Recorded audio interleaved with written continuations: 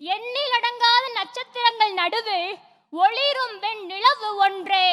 அதுபோல லட்சக்கணக்கான மக்களில் ஒருவர்தான் தலைவராகிறார், மக்களின் தலைவராகிறார்.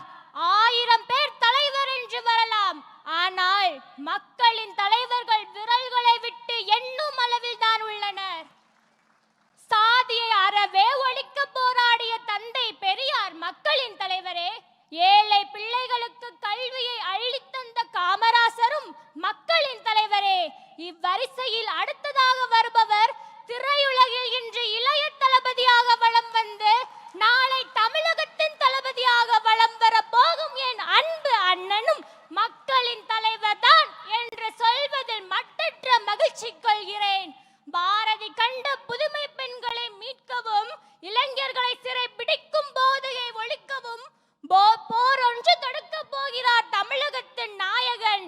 அப்போரில் வருங்கால இந்தியாவின் தூண்களாக விளங்க போகும் நாங்களும் எங்கள் குடும்பமும் வாக்குகளின் மூலமாக ஒத்துழைப்பை தருவோம் என்பதில் சந்தேகம் ஏதும் இல்லை.